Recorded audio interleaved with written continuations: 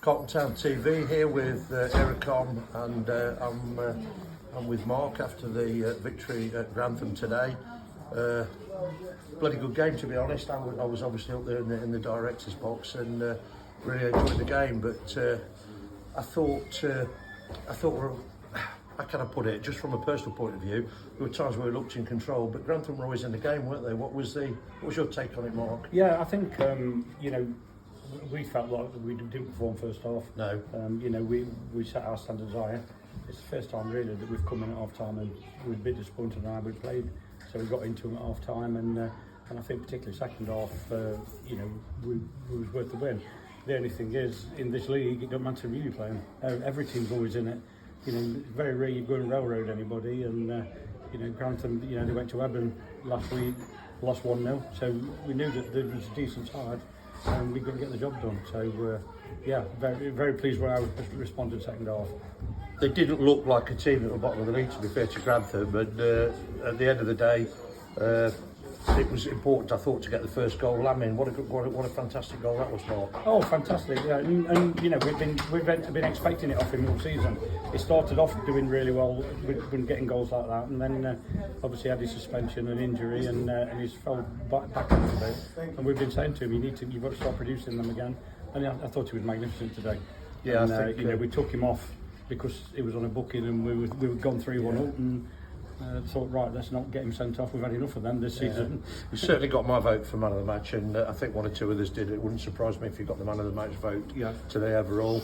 They got the equaliser. A bit frustrating, we didn't get the ball clear, but a good finish from their guys, well right in the top corner. Yeah, it's a good finish. I think, first half in particular, I think both teams looked like they were going to score going forward and like they couldn't defend, which we find are quite annoying because defensively we've been solid all season. But we sorted that out second half, and it was a horrible deflection that got them back in the game, and like these things happen. But this league, teams don't give up in this league. They're learning like we did last year. You've got to just keep fighting and pushing. And I thought they give a good account of themselves.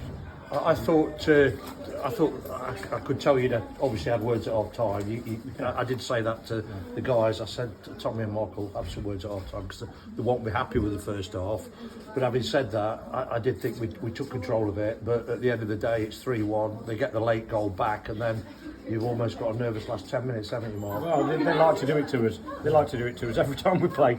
Every time we play, we always say if we went 3-0 up, we'd concede 2 late goals just to make it interesting.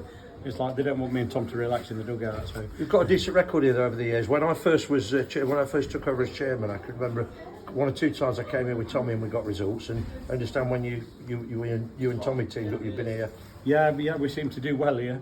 Obviously it started our run last season, didn't it, when we came here? When we looked to do dead and buried. Nat Watson late goal, wasn't it? Nat Watson last kick of the game, and it got us going. So we came here today knowing that we've had good results here in recent times, and hopefully carry on. We've got a game Friday. We've never had a Friday night game under my tenure that I can remember. What's the from your perspective? What's the thinking a little bit behind that? Because I know I think the idea came from you guys, and I sort of bought into it as well. Yeah, well, I mean, obviously they just give us a New Year's Day game, and I don't know why they do that. Nobody wants to play New Year's Day. Everybody likes to go out New Year's Eve. Nobody wants to play football New Year's Day. Even when I was playing, I hated it. And we hadn't got a game on the Saturday, so we started off on let's change it to the Saturday. And then I said to Thomas, it'd be even better if we play it Friday night and let us have the whole weekend off running into New Year. So obviously we know their manager. We phoned him up and he said, "Yeah, brilliant idea." So they was happy to come down as well. What's your experience of a Friday night game? Because I've never done that. Yeah, I mean, how do you think it's going to go down with the? We did it when we was at Stamford. We played Sheffield and changed it to a Friday night, and it doubled the crowd. It was surprising. It made a big difference to the crowd, and obviously there's a lot of choice on a Saturday around us for a game. So hopefully it'll have a similar effect. But it lets you watch Forest as well, doesn't it? Yeah, it's look, I'm all for trying new things, Mark. And at the end of the day, I understand you and Tom are fully behind it, and from what I've heard, the supporters are going out early as well. So hopefully we will get a decent crowd, and we'll see how it pans it's out. New Year, isn't it? And you know, everybody wants to celebrate New Year and not be you know, having to rush about New Year's Day trying to get a football match in. Well, hopefully, fantastic. hopefully the supporters will get behind it, and I think that keeps us in the mix today. So well done today, Mark. Thanks for And I just want to wish all the supporters Happy New Year and everybody involved with the club. Happy New Year, and let's keep this run going. Deja vu. Cheers. Deja vu.